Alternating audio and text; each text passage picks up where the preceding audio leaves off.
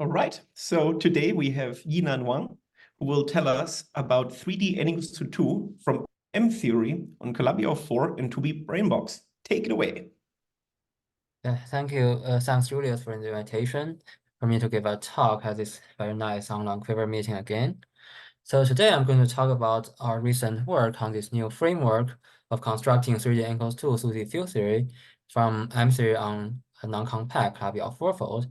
And in many cases, there's also a dual type 2B description in terms of a so-called brain box. So this recent work is my new postdoc, Marvin Najar, and also my collaborator, Jiahua Tian. So first, as a very brief motivation, as you all know, the classification of conformal field theory is a very interesting but hard question. And especially for higher dimensional CFTs, very few things is known in this subject. Nonetheless, when we add in another symmetry, the superconformal symmetry, then there are many partial classification results from different programs. And in particular, I'm going to talk about the geometric constructions in this talk. And roughly speaking, there are three different classes of geometric constructions of SCFTs. The first one is the geometric engineering of you putting some higher dimensional superstring or M or F theory directly on a non-compact space, and such that you decouple the gravity and you get some kind of supersymmetric field theory. And the second way, there's also a very systematic approach of dimensional reduction of the 6D SCFTs on some compact space. For instance, the well-known 4D class S constructions. And thirdly, you can also realize many SUSY field theory and SCFTs as a word volume theory of brane objects in this superstring M or F theory probing some singularities. And this is particularly related to the ADS-CFT correspondence. So in this talk, I'll be focusing on the first approach, which is putting M theory on a non-compact space. So as a rough geometric picture, as we all know, if you put string theory in general on some compact manifold, then you will generally end up with a quantum gravity theory. And then you consider a very special decompactification limit. You take the volume of the whole internal manifold X to be infinity. And then effectively, the gravity sector will be decoupled, and you end up with a non-gravitational quantum field theory on this non-compact internal manifold. So furthermore, you can even consider the singular limit of this non-compact space. And if you put a string theory on this kind of a cone geometry with a singularity as the origin, then that will generically engineer a non-trivial conformal field theory where the CFT degrees of freedom are localized around the origin. Okay. So this is a very basic picture that's happening for all this geometric engineering of SCFTs in this language. All right. So as a very well-known example, let me first talk about the 5D n equals 1 SCFTs, which has been studied by many different people in these two big classes of geometric constructions. The first one is to put 11D M theory on a Calabi-Yau or canonical threefold singularity. So that singularity has 6 real dimensions, and you count 11 minus 6 equals to 5, so kind of 5D theory. And secondly, there's also a very huge subject of brainwave constructions in 10D type 2B superstring theory, and that was studied by many people in this audience, both approach. Okay. And I will apologize if I miss some name here. It's a relatively old list. Okay. So in the 5D case, the rough picture that organizes different limits of the 5D SCFTs can be drawn as follows. So as we all know, the direct study of the operator spectrum or OPE of the SCFT is generally a very hard question. So instead, we want to study the deformation of the SCFTs, that is a Coulomb branch or Higgs branch. And so I draw these different branches in the picture. So we can start with the 5D n equals 1 UV SCFT. And then if you add some relevant deformation, that will trigger an RG flow. And in many cases, that will flow to an IR non-abelian gauge theory in the red dot here. And from that, we can also consider the Coulomb branch deformation by giving a non-zero vect to the scalars in the vector multiplet. So this is a Coulomb branch deformation, and it goes to a Coulomb branch theory here. And then from that Coulomb branch, you can do an RT flow by integrating out all the massive fermion, and which goes to the d pi r Coulomb branch EFD that's described by a prepotential that we are familiar with. On the other hand, you can directly start with a equals 1 as UV SCFT and do a Higgs branch deformation to a UV Higgs branch theory, or you can start with IR and go to an IR Higgs branch theory as well. So this is a rough picture in 5D. Now, in this talk, I will mostly be focusing on the resolution part and the Coulomb branch. So let me show you how does this left part, does that tie to the geometry. Okay. So first, if you consider M theory on a smooth result Calabi-Yau threefold, that will describe the Coulomb branch physics, and the effective field theory that you went to the R abelian gauge theory coupled to some massive charged matter field.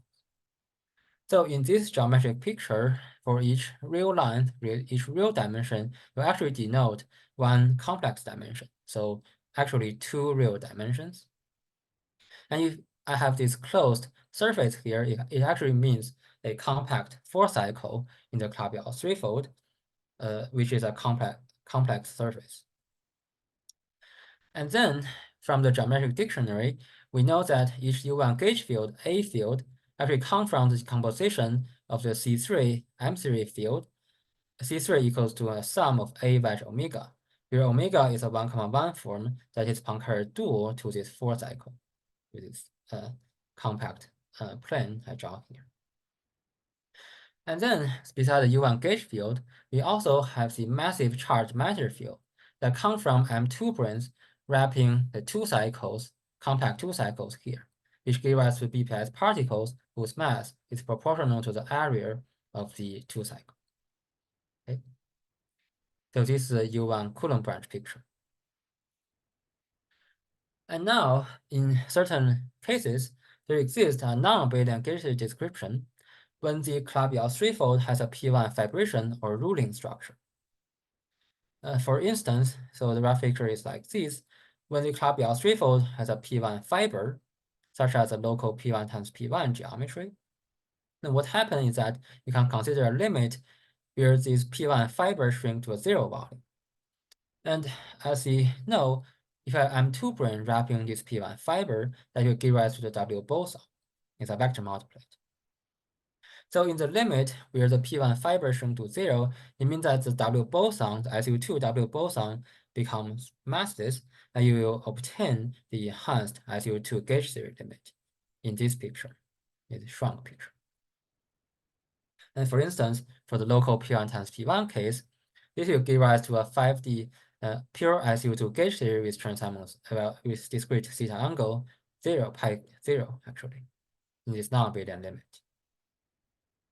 And furthermore, if you further shrink the horizontal direction, the horizontal P1 to 0 volume again, you get back to the singularity picture, which describes a UV SCFT because the geometry has no scale parameter. Okay. So this is the organization of these 3 different physical and geometric limits in one picture. So if you are an expert on the type 2B by BrainWeb, you immediately see that you have exactly the same picture in this type 2B PQ BrainWeb constructions, because after all, the local toric Calabi-Yau threefold is exactly dual to type 2B on by BrainWeb. Okay, so are there any questions of this review part?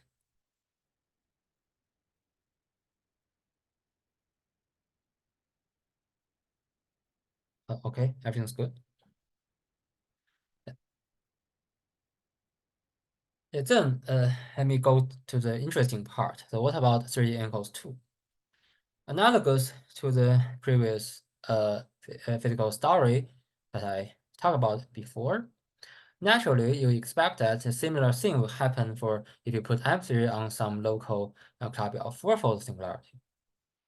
And then that breaks the 32 supercharges down to 4 real supercharges. And you get a 3D enclosed 2 SCFT in this singular picture because of the absence of geometric scale in the singularity. However, the real story is a bit complicated, as I will explain in the picture below shortly. And in this new work, we are doing having the first step by building up the geometric dictionary in the 3D enclosed 2 case. And we try to investigate the 3D enclosed 2 physics from putting M3 on either a smooth resolved Calabi-Yau fourfold or a singular Calabi-Yau fourfold. So in the 3D case, we have the following 3 different geometric limits, just as in 5D, where in this box picture, again, for each real line actually means 1 complex direction, so 2 real directions. And so in the smooth resolve picture, we will typically, in this rank 1 case, we typically have a single 6-cycle or compact divisor that's filled in this cube.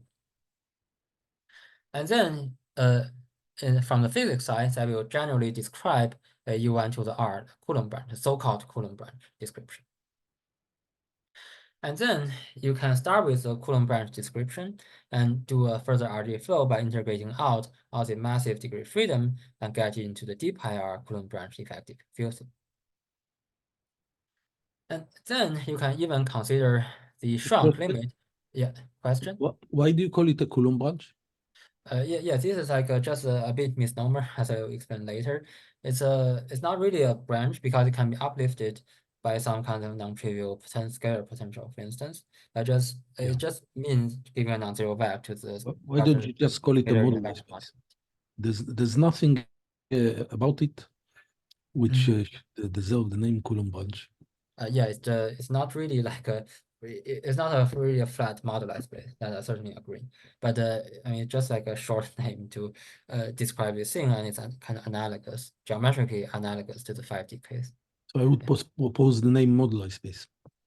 Well, it's not a moduli space in physics either. It's a moduli space in the geometry. Yeah. So the moduli space has the same problem. You see, in the physics language, the moduli space should be flat. Yeah. Okay. Yeah. These are thanks for your questions. The explanation of this Okay. name branch. Yeah. Okay. That's fine. Okay. And then if the Calabi-Yau fourfold geometry also have a P1 vibration structure, you can also shrink the whole box to a plane. And that will lead to some non-abelian gauge theory description. And again, you can do an RG flow to some IR EFT. So finally, in the full singular limit, where all the compact cycles are shrink to a point, you'll get the 3D enclosed 2 SCFT, where they have some potential very non-trivial interesting for symmetry enhancement in this case. Okay. So this is a rough picture in 3D, which is a little bit different from the 5D case, because the most difference is that in 5D, typically the SCFT lives in the UV, and the non-abelian gauge theory lives in the IR. But in the 3D case, typically you can start from a UV non-abelian gauge theory and go to some IR SCFT. But I just make this kind of picture a bit different. Yeah. Okay, so let me shortly now review some basics about 3D enclosed field theory. So in this case, the field theory, an interesting theorem multiplet in quantum field theory include the vector multiplet, which contains the vector field and also a real scalar field. And then we have a chiral multiplet and anti-chiral multiplet, because I mean the name is a bit weird because in 3D we don't really have any chiral fermions, but these names really come down from the circle reduction of 4D equals 1 chiral multiplet and anti-chiral multiplet. So just keep in mind these are like in conjugate representations. And then in general, just as 4D equals 1, you also have a holomorphic superpotential in terms of the chiral multiplet. And yeah, as Amy asked, the Coulomb branch just means that you give a non-zero vector to the real scalar in the vector multiplet. like it can be generally lifted by some non-trivial superpotential or scalar potential. And if that happens, you can even break the supersymmetry. So for effective Lagrangian description, typically for Lagrangian theory, the 3 n equals to field theory has the following pieces: the Yang-Mills term, Chern-Simons term, some matter interaction, and some superpotential term. So for the Yang-Mills, because in 3D, the 1 over Yang-Mills squared has a negative, the unit has a negative mass dimension. And so in contrast to the 5D case, in 3D, we typically have asymptotic freedom in UV, but in the IR, that will flow to a strongly coupled SCFT or some gapped topological like Chern-Simons theory in the infrared. Okay. And then for the matter, I will make some comment. So in 3D, there are 2 different kinds of masses. And for the most of this talk, I will be referring to the real mass that's defined for a Dirac fermion psi in 3D, just something like m times psi bar of psi. And this real mass term is actually odd under the parity transformation. And then for the Chern-Simons term, if from a UV theory, you integrate out some chiral fermion with a non-zero chirality, then you end up with some non-zero IR effective Chern-Simons level. This is also what people already know very long ago, especially in some 3D2 pure field theory community, and also in the 4D, 3D FM duality literatures. Okay. Finally, 3D2 field theory has a very rich dynamics, and there are a lot of IR duality that was originally explored by the group of people more than 20 years ago, and it's still a very active field nowadays. Okay, so this is some basic of 3D2, and in the rest of the talk, I'm going to try to translate this field theory ingredients into the geometric language and see how the geometry part and the physical part map to each other. Okay. So now first, let me talk about our basic example that I will use in this talk, which is so the local Calabi-Yau fourfold, the smooth case, is something called a local P1 times P1 times P1, which means that there's only one compact divisor, only one compact 6 cycle that is P1 times P1 times P1, which is depicted in this box. Okay. So now, as I said before, because for each compact divisor in a Calabi-Yau manifold, that will generate a U1 gauge field from the decomposition of C3 equals to A wedge omega, where omega is a punctuated dual 2 form to this 6 cycle. Okay. So you expect the Coulomb branch effective description would be a U1 gauge theory coupled to some massive matter fields that come from M2 branes wrapping different 2 cycles. Okay. So of course, in this picture, so this closed box is a compact 6 cycle, but you also have a bunch of non-compact 6 cycles like drawing over here that are extended infinite to the infinity. And this thing will generate the flavor of topological U1s because the effective gauge coupling will go to 0, actually. Okay. And also, in the later part of the talk, I will be referring to these 3 different types of P1 2 cycles extended in 3 different directions as a CA, CB, and CC, and they are colored with either red, green, or blue color. Because, as I said, we have a local, P1 times P1 times P1, right?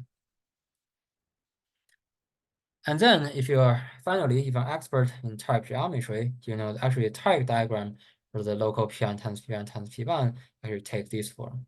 Yeah, so this is a toric diagram for this single compact device.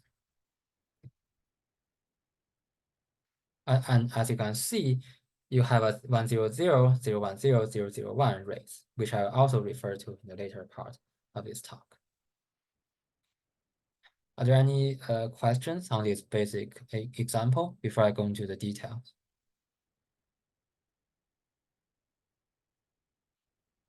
All right. So first, about the uncharged sector. This I already explained this before.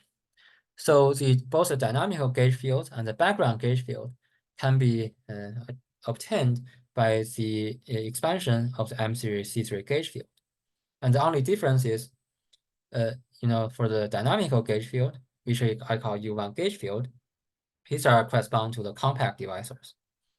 Well, for the background gauge field, for the flavor symmetry or topological symmetries, these are correspond to the non-compact divisors.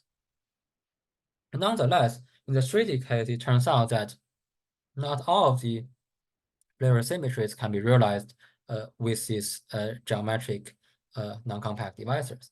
So I will only referring to the second part, for the second part as a geometric flavor symmetries, which is in principle not the whole thing.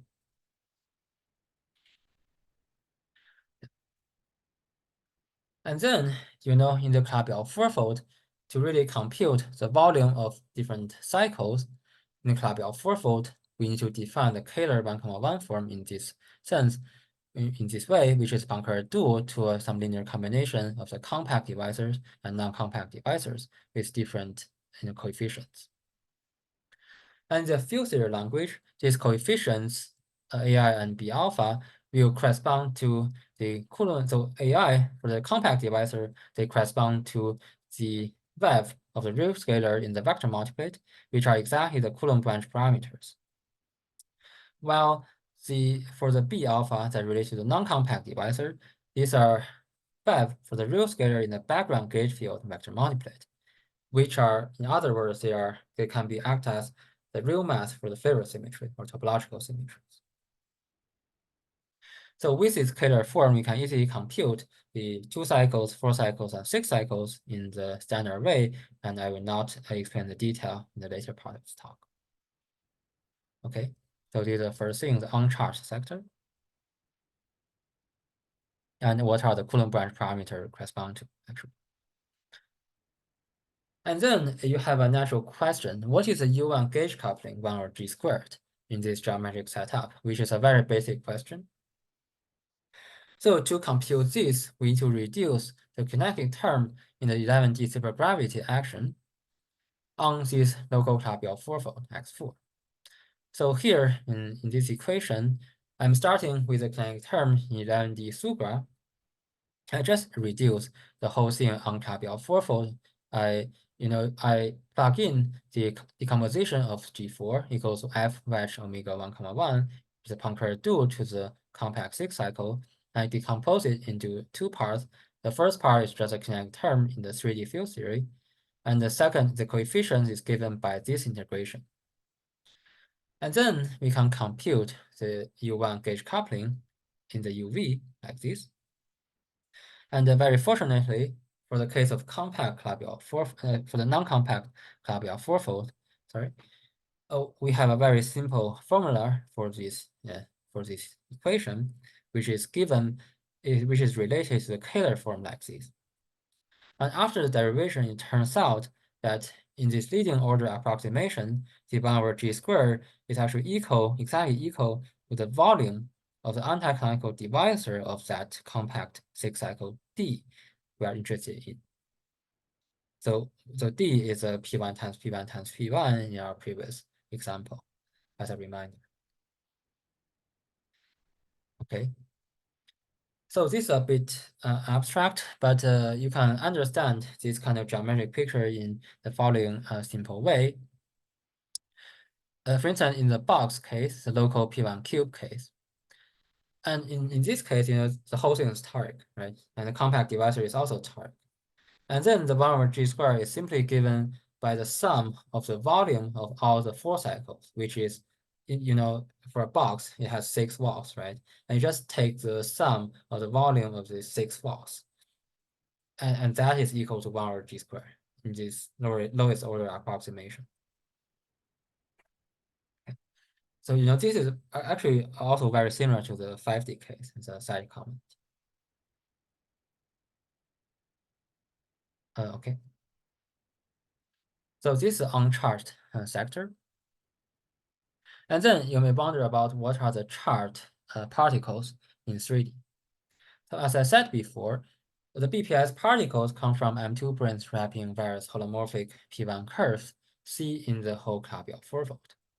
And nonetheless, up to now, we still don't have a very good understanding of what are these 3D BPS states.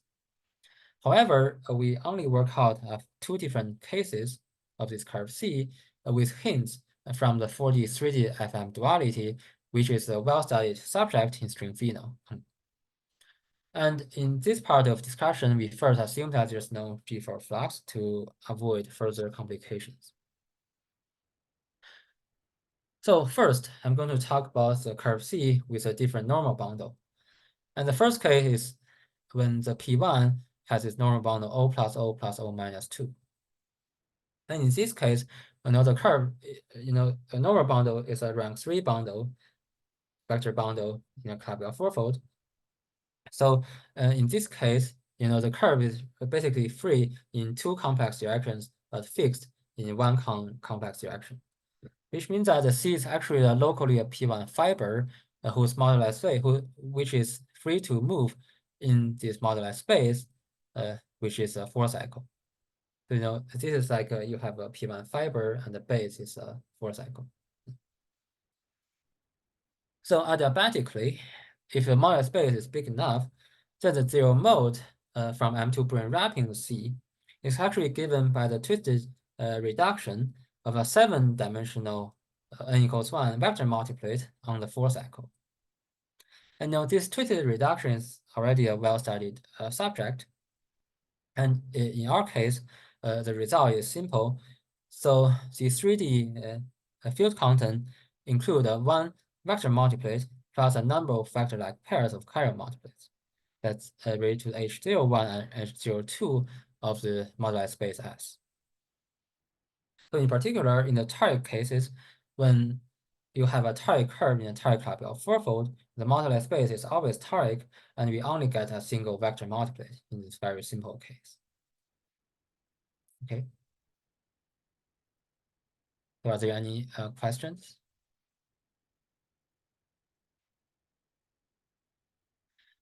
Okay, so and then in the second case, if a normal bundle is instead O plus O minus 1 plus O minus 1, which means that C is a local P1 fiber over moduli space that is a Riemann surface sigma.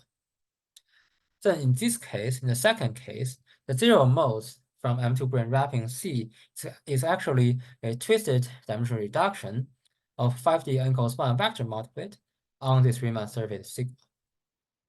So we know that the actual BPS state will come from the zero modes of Dirac operators on sigma. And if you have these non-trivial zero modes, that will lead to the vector-like pairs of chiral multiplet. Because here we don't have any G4 flux, so the whole spectrum should be non-chiral. And in particular, in the toric geometry, we always have that the moduli space just a P1, just a 2-sphere. And we know the Dirac operator on 2-sphere has no zero mode. So in the toric geometry, you'll never expect any BPS particle from M2 brane wrapping this type of curve in absence of G4 flux. That's what I'm saying. Okay. So this is also a pretty weird thing, but it's kind of expected from the 4D n equals 1 after literature. Okay. So besides that, universally, if you have M2 brane wrapping a 2-cycle, then you can generally compute the mass of the BPS particle, which is also proportional to the area of the 2-cycle, and also the gauge charge under the U1 carton, the gauge U1s and the charge under the flavor U1s, using some intersection number calculation of you take intersection product between the 2-cycle, compact 2-cycle, and either compact 6-cycle or non-compact 6 cycles. Yi-Nan, can you remind us what is the possibility for normal bundles of rational curves in Calabi-Yau fourfolds? Yeah. Thank you for your question, Sakura. Yeah, for the P1, it turns out that you have the normal bundle is a rank 3 vector with 3 degrees, and the non-C3 number add up to equal to -2. But are there any restrictions on like how that -2 is composed? Like in 3 folds, you at minus 2, 0, minus 3, 1, and yeah. minus 1, Well, minus 1. yeah. So you are talking about the shrinkable curves in Calabi-Yau threefold, right? But in a general result Calabi-Yau threefold, the normal bundle can be very arbitrary. They can be arbitrary. Yeah, but when you ask for shrinkability, and now you do it in the fourfold. Yeah. What is the general statement? For here, I don't know. Yeah. So you assume always, but for you it's just minus 2, 0, and minus 1, minus 1. Yeah. I'm just only considering these two different cases for the physics discussion later. So in elliptic models, we know that you can also get minus 3, 1, right? Yes. Like a very special cases if you do this for an elliptic fourfold. And yeah, indeed, yes. And then we know that there's a much richer class of normal bundles. Anyway, we can discuss it later. Yeah, but I think maybe I was wrong, but I think the shrinkable, the fiber component always have these two normal bundles in the generation of T2 fiber. Okay, it's been a while, but I thought that when you looked at these higher codimension fibers and for elliptic fourfolds, you can certainly get much crazier normal bundle degrees. And they're all shrinkable because they're coming from singular elliptic fibration. Yeah. Yeah, thank you for the question. I think about that later. Yeah. Thanks. Okay. Yeah. Then let me go back to the local P1 cube case example. And here, I just denote the single compact divisor to be D, and there are three non-compact divisors, S1, S2, and S3, that are extended in X or Y or Z directions to the infinity. And then we have these two cycles, CA, CB, and CC, drawn in red, green, and blue. So as a very simple computation, they all have the same normal bundle, that's O plus O plus O minus 2. And the model space is just P1 times P1. So from the previous discussion, the M2 brane wrapping mode will only give you a single vector multiplet. And we can also compute the gauge charge under the U1 gauge group, which, just from the symmetry, it's all the same, all equals to minus 2. Hence, this exactly match the gauge charge of the W boson for SU2 gauge theory. And you can really choose one of them as the W boson for the, some potentially enhanced SU2 gauge group. You can choose one of them among the three. So now, if you consider a particular shrinking limit, here, for instance, you shrink the area of one P1 fiber, the CA, goes to 0. And then you collapse the box to this plane. And the M2 brane wrapping the collapsed P1 fiber will become the massless W boson in this enhanced SU2 gauge theory limit. Yeah. You see. And then, for the gauge coupling of the SU2 gauge theory, as I said before, in this box picture, the 1 over G squared really equals to the sum of the volume of all the walls. And then if you collapse to a plane, 1 over G squared is just proportional to the volume of this plane here. So it is all very consistent with our thermal, experience in 4D n=1 F theory as well. So now you may ask, what is actually the SU2 gauge theory described by this geometry? So in fact, this is not really a pure SU2 gauge theory, although there's no additional massive charge matter, but there are still some massive charge particles from M2 branes wrapping these green and blue curves, in these transversal directions on the plane. And up to now, we don't have a very satisfying field theory interpretation. We just understand them as some disorder operators that are present in your field theory, which are, for instance, you can even consider the whole geometric picture as a P1 reduction of a 5D SU20 gauge theory on a two-sphere. And then this massive charge particle in 3D will interpret it as the dimensional reduction of a dionic instanton in the 5D SU2 gauge theory on a two-sphere. So which are generally some disorder operators that cannot be easily written in a local Lagrangian. Okay.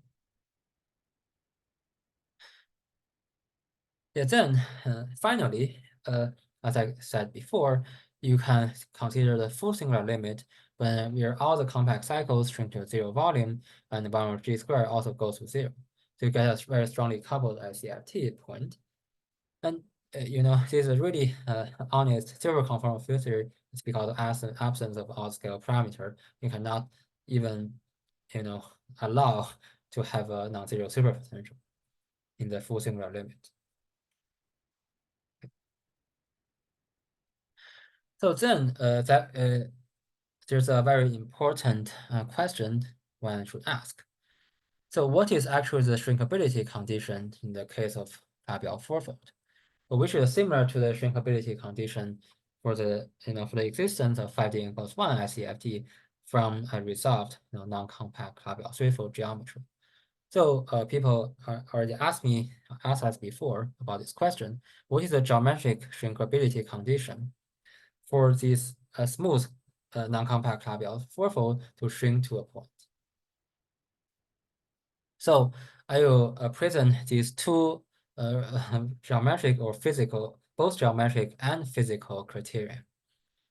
The first criteria is that at the full singular limit, where all the compact cycles of X4 shrink to a point, to go to a full singular limit, you need to make sure that for all the non-compact divisors as alpha, for the non-compact divisors, the 1 over G square for this, for the flavor symmetry still goes to infinity, such that the U1 to the F geometric flavor symmetry still exists. So for instance, in the 5D case, the cases that satisfy this condition is like local P1 times P1, but the case that doesn't satisfy this condition is like local Hertzsprung surface F3, F4 or something. And then we also have a second condition, which is a little bit involved. It says that the strongly coupled limit 1 over G squared equals to 0 only exists when all the 4 cycles on all the compact divisors will shrink to 0 volume. So this is a little bit involved. So roughly speaking, the point of the second criterion is to exclude the enhanced cases like the 4D equals 4 models. For instance, that's something you can engineer with a local T2 times P1 times P1 or something. So in analogy, in the 5D case, the second criterion will exclude the cases like local DP9, which is really uplift to a 60 rank-1 E string, for instance. So actually, we think these two criteria are actually even simpler and more streamlined than the old geometric criterion in the 5D literature. Okay. But what about the metric? I mean, you still have to worry about whether such a limit is reachable in finite distance and moduli space, right? The singular point. Well, for this question, at least, I mean, in this very lowest order approximation, it's only a geometric limit, which means that in the singular limit, we just take some coefficient in the Kähler moduli space goes to 0. So it's certainly like but you're talking about the metric of the moduli space. I see. Well, I thought I remembered cases even for threefolds where it seems like you can shrink everything in Kähler geometry, but there's no proof for, like these papers on case stability by Tomasiello and Fazzi, right? Where they were looking into that kind of stuff. I see. Yeah, I think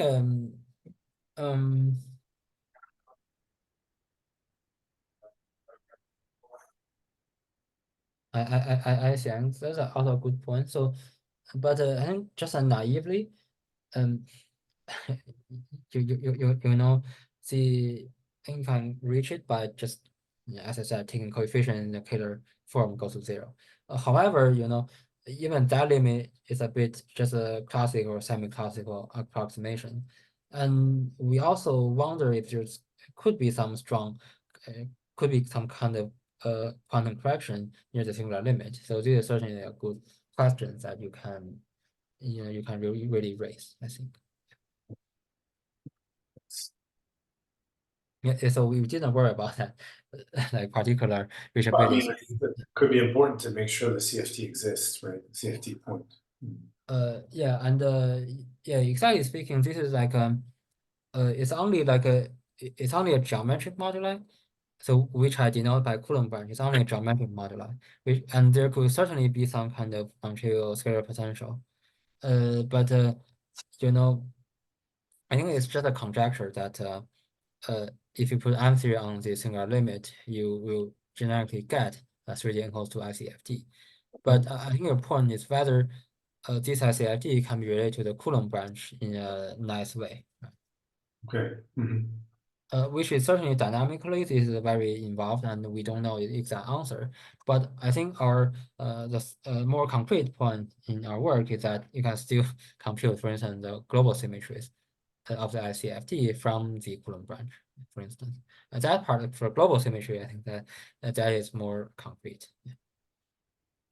Okay, thanks. Yeah, thank you. Okay, yeah, as a followed by Andrew's question, and now I'm going to talk about the global symmetry enhancement and how to compute either both the zero form and the one form symmetry of the for 3D enclosed to SCFT. So as I said, you generally expect the SCFT to exist in the full singular limit. But you can also read off the non-abelian Flair symmetry enhancement from the Coulomb branch picture from M3 on a result Calabi-Yau fourfold as follows.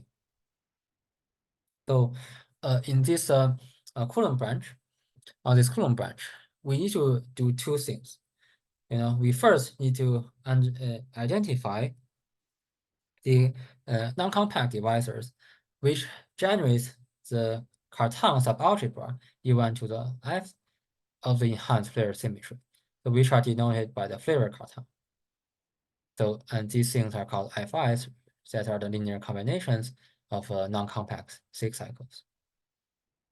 And then secondly, we also need to identify the so-called Flair W bosons, which are W bosons, the off-diagonal parts for a potential enhanced non-abelian Flair symmetry. And this thing in general can be realized as M2 brane wrappings on 2 cycles that I call CIs. So, but the CIs are not arbitrary because they need to satisfy the following 3 conditions. The first one is that in the M2 brane wrapping CI should give rise to a single vector multiplet, which means that the normal bundle has to be fixed to be something like that. And secondly, the charge of the Flair W boson together should form the under the Flair Cartan. So if you compute the intersection matrix, they should really reproduce the Cartan matrix for potential enhanced non-abelian Flair algebra. Okay. And thirdly, the Flair W boson should be neutral under all the U1 gauge groups, because after all, both the Flair Cartan and the Flair W boson, these are just background fields and should be decoupled. You should expect them to be decoupled from our U1 gauge theory. And in this sense, they shouldn't be charged under any gauge symmetry, right?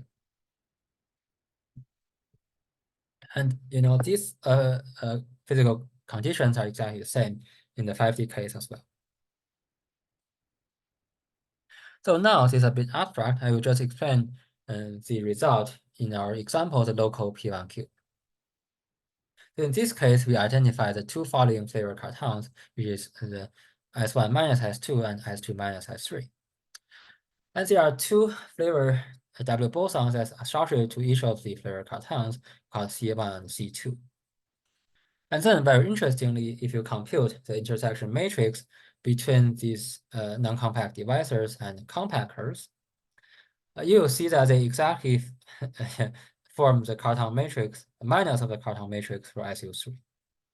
So this is a very good hint that really in the SCFT limit, you should expect an enhanced SU3 Flair symmetry. Okay. And as a further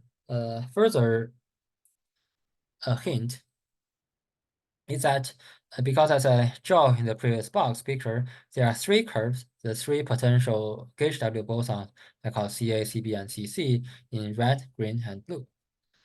And after we compute their charge under the Fourier cartons, we found that they exactly form the fundamental representation of the SU3. This is also a very good hint. And these three curves have the same normal bundle, so they really form a full representation of SU3, the conjectured Fourier object. Okay. So why is F1 S1 minus S2? Yeah, Or this is is that just a choice you made? Yeah, we somehow we somehow really need to use this S1 minus S2, which is actually a non-effective divisor in the Calabi-Yau fourfold geometry. And this is also the similar thing we encounter. It's a completely parallel story in the 5D case. If you have a local P1 times P1, for this theory, you also expect you have an enhanced SU2 flavor symmetry at the SCFT limit, right? It's a separate E1 theory. And in the geometry, really on the local P1 times P1, the flavor W boson is actually similar to this. It's something constructed with S1 minus S2. So I will show the picture in the end of the talk on the backup slides, showing exactly what happened. Yeah. Okay, thank you. This is exactly the thing that give rise to the SU2 flavor enhancement in local P1 times P1. Excuse me, question. Is this fundamental expected to appear as a protected operators in the super conformal field theory?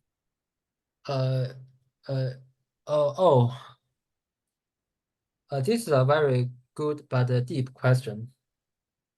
You're asking whether, I think in general you certainly expect to have this kind of chart operator under SU3 as a super conformal operator at the SCFT fixed point. However, what is the relation between the BPS state and the super conformal operator is always a very hard question to work out, even for the 5D case. In the 5D case, you also don't exactly know how to map the BPS state to the super conformal operators. Okay, thanks. Yeah, thank you for the question.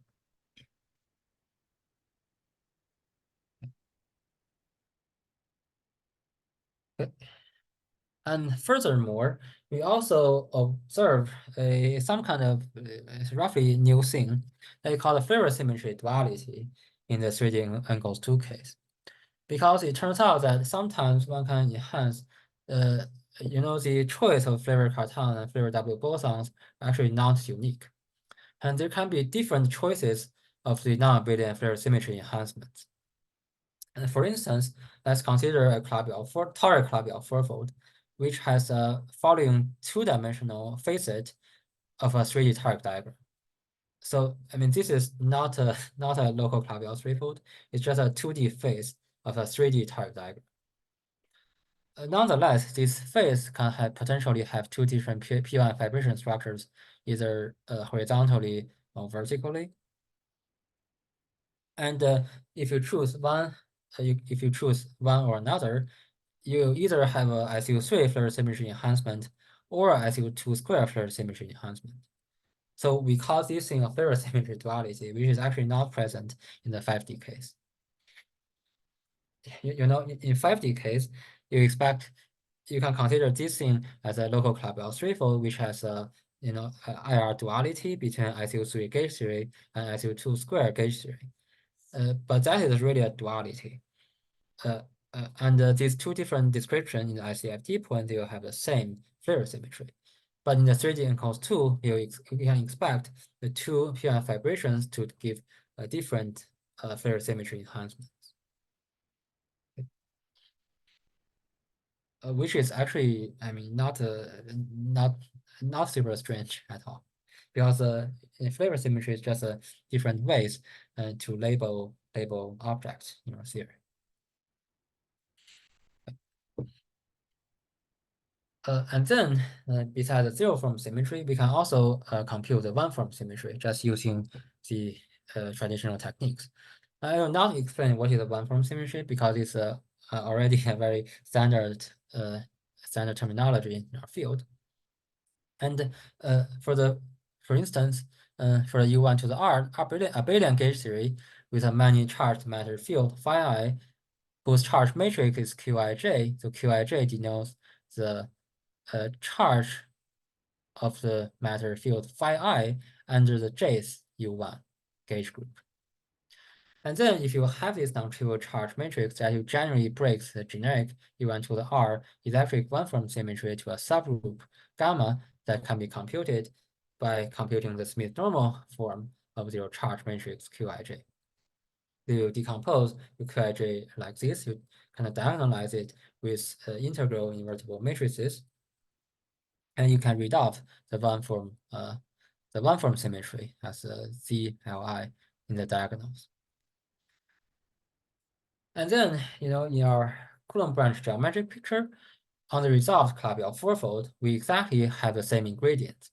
So we have U1 to the R gauge field from the compact divisors, BJ, and also many charged particles from M2 branes wrapping 2 cycles. And then from the intersection matrix, we can exactly equals to the charge matrix Qij. And then we just need to compute the Smith normal form and get a one-form symmetry. For instance, in the local P1 cube example, we find that all the particles have an even U1 charges, and which means that we have a Z2 one-form symmetry. So as another side comment, in the toric Calabi-Yau fourfold case, you can just compute the one-form symmetry easily using the Smith normal form of the list of toric rays, which is similar to the toric Calabi-Yau threefold case. Okay. Finally, not finally, but in the geometric part, I will comment on 2 other very important ingredients that has a very big physical impact, but a little bit, vague, a little bit involved. The first one is the G4 flux, because we all know for the M0 F0 putting on Calabi-Yau fourfold in general, the free part of G4 flux is a very crucial ingredient. So in particular, in the non-compact Calabi-Yau fourfold case, this thing should have a compact support, which means that it's punctually dual to a compact 4 cycle. And so the G4 flux, the free part of G4 flux, will generally have the following 2 physical impacts. The first one is that it can induce a non-zero chirality of matter field. Because as I said, if you integrate out the chiral matter in some UV effective field theory, then that will generate a non-zero Chern-Simons term in the d pi r, and whose Chern-Simons level can be computed using the G4 flux. It's just a G4 flux integrated on different 4 cycles. Okay. So this is a very well-known result already in the FM duality literature. Secondly, a non-zero G4 flux can induce some like Gukov-Volkov-Witten superpotential and other superpotentials as well. So for our purpose, in our geometric construction, I'm going to discuss 2 different limits. The first one is on the resolved Calabi-Yau fourfold. In this case, we have 2 different cases. If the G4 flux is vanishing, the free part of G4 flux is vanishing, it means that the d pi r theory is also non-chiral, and we will not get any non-zero Chern-Simons term.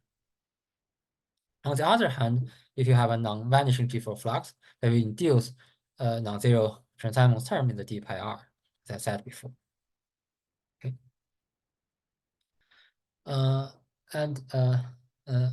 Alternatively, if we consider the shrinking of our resolved geometry to a singular point, then in fact, adding a non-zero G4 flux will obstruct the singular limit of X4, because you cannot make sense of a non-zero G4 flux that really pass through a shrinking 4 cycle. So this singular limit will be obstructed if you add the G4 flux in general.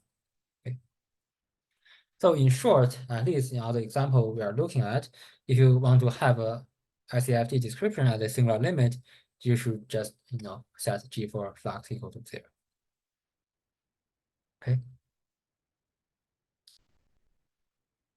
And furthermore, I will say some words about the superpotential, which is a very vague, very difficult problem in this field.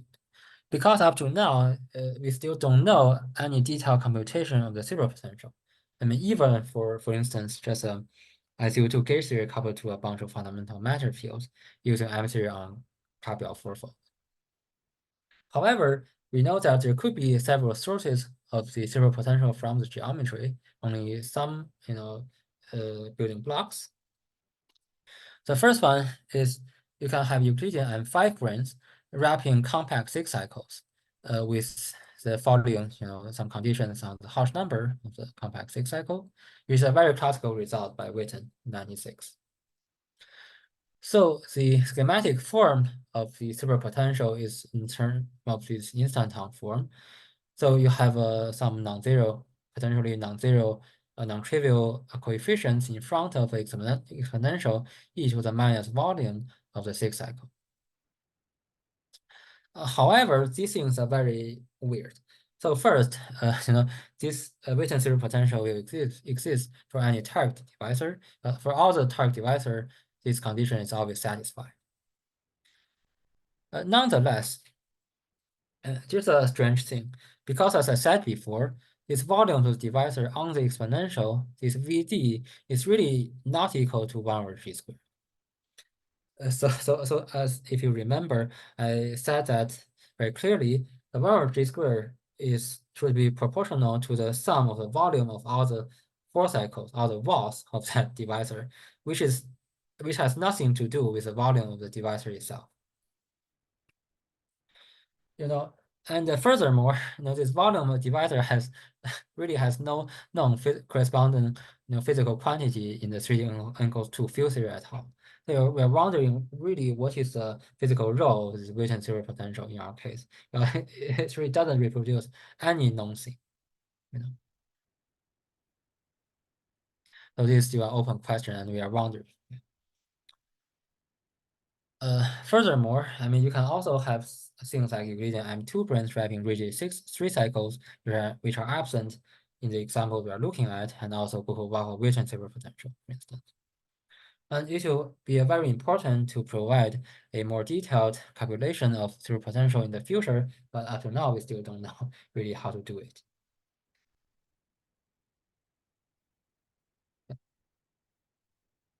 So, so I'm a bit over time. So I think I will quickly Don't go worry, through. you can take some time. Yeah, just take 5 minutes to go through the type 2B construction.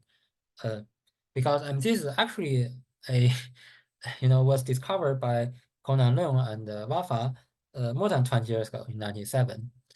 And it's known that in the case of toric Calabi-Yau fourfold, there exists a dual brane web, or more precisely a brane box description in type 2B superstring. So let me briefly explain how do you get this type 2B description using a chain of string dualities. Let's first consider M3 on 3 torus in 8, 9, and 10 directions out of 11 directions. And as people know, the toric Calabi-Yau manifold is always equivalent to a system of intersecting KK monopoles, they call the Klein monopoles in M3, which is called a KK7M because this thing has 6 spatial directions and 1 time directions. And there's also it's kind of like a top knot cycle because it's really a gravitational monopole is a top knot kind of solution. So for this, in this box example, in the local P1 cube, we actually have 3 different types of KK7M monopoles. So I label the 11 directions from 0 to 10, and 0, 1, 2 are the 3D Minkowski directions. And then for 5, 6, and 7, these are the directions that are occupied by these different KK7M in this box picture, which is kind of similar to the the box picture I showed you, the cube picture I showed you before.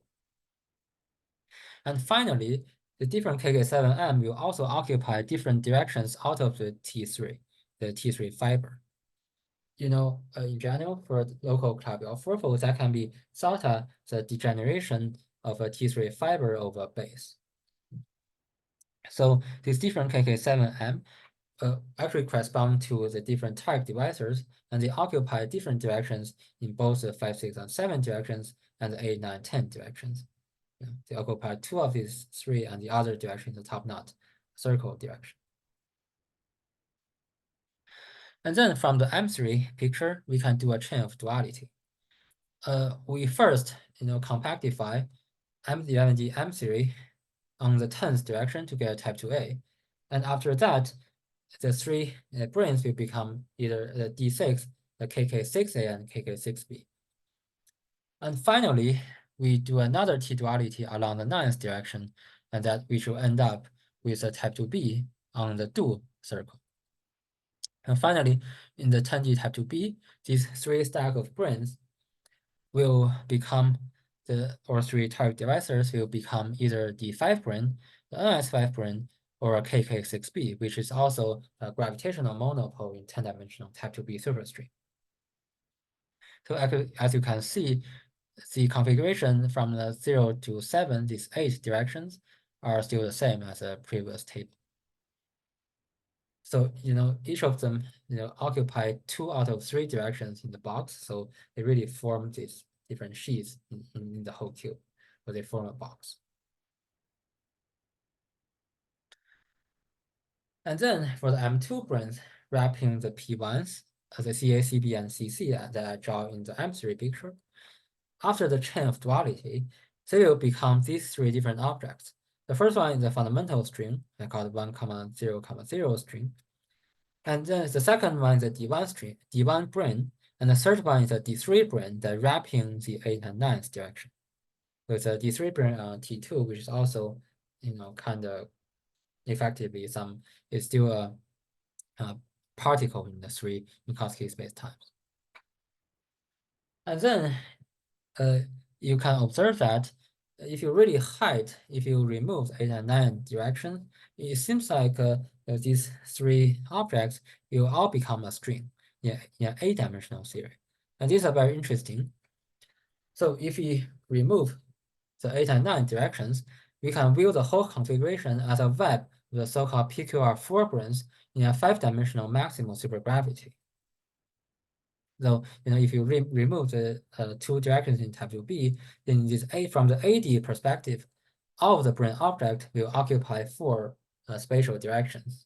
So they are all 4 branes with a different PQR charge that transform under the SL3C, which is a part of the AD U-duality group. And then for the particle state, these are classified by the PQR strings in the AD supergravity like this. In particular, for the M2 brane wrapping the 3 different P1s, CA, CB, and CC, they will become 100, 010, and 001 strings.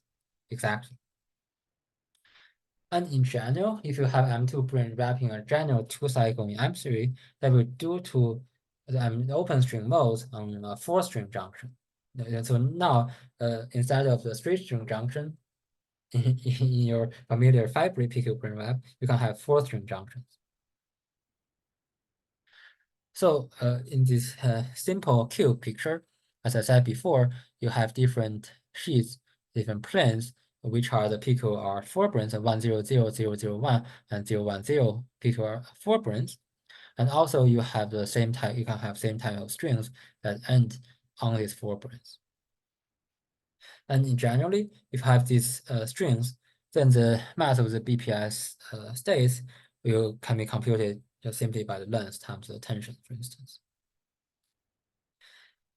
And also for the U1 gauge field, what are the U1 gauge field? They're actually given by a non-trivial linear combination of the U1s for all the finite 4 branes that we actually present in our paper.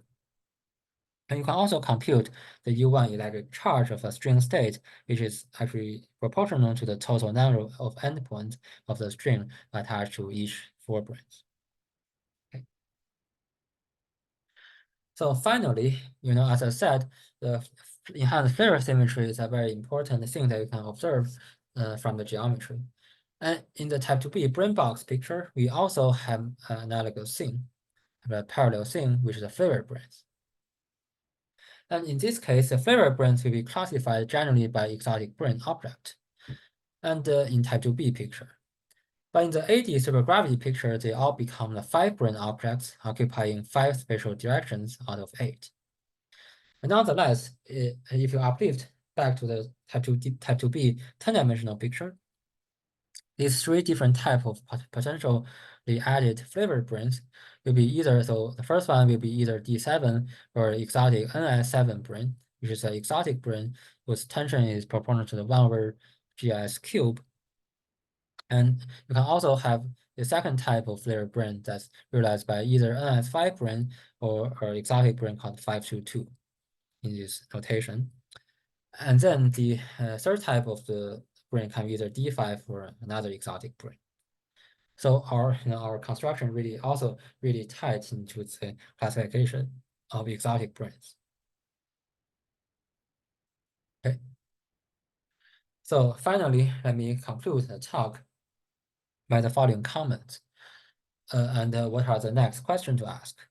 The first one, the most important physical ingredient that we should really compute more concretely in the future, that is the superpotential, 3D equals to superpotential.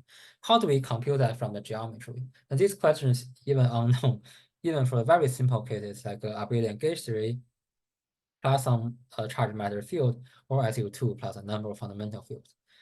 Even for this theory, the 3D equals to superpotential is very complicated. It's like some kind of fractional power kind of expression.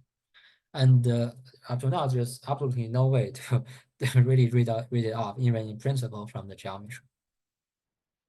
And secondly, it's very important to compute the higher derivative or further quantum corrections to the 11D supergravity action, which will give us to a more precise formula to 1/g squared, in particular in the case of that's near the singular point. And that's closely related to Andrea's question. And thirdly, it will be important to realize all the 3D equals to the non-IR dualities, for instance, the simplest SQED XYZ duality. However, this type of duality are typically it's all kind of like the mirror symmetry. So if you really want to attack this question, we have to look at the canonical transitions or also local mirror symmetry in our local Calabi-Yau fourfold, which is still open question. And then it's interesting to explore the relation to other 3D equals to constructions like 62,0 on 3 manifold, and we also don't know anything up to now. And also, it'd be interesting to study the elliptic cases, which will potentially have a 4D equals 1 SCFT uplist, which is a very classical and interesting question in 4D F theory. And so what about the Higgs branch? That's closely related to the SQED XYZ duality. And finally, study more geometric examples like the C4 and the gamma orbifold, which has a close relation to the 4D macaque correspondence, which is a very interesting subject in pure math as well. Okay, now thank you very much for your attention. Thank you. All right, let's thank Yi-Nan for this nice talk. Do we have more questions?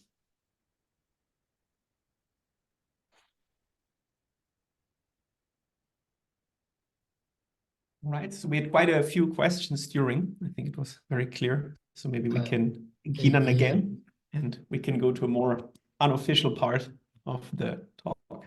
I will stop the recording.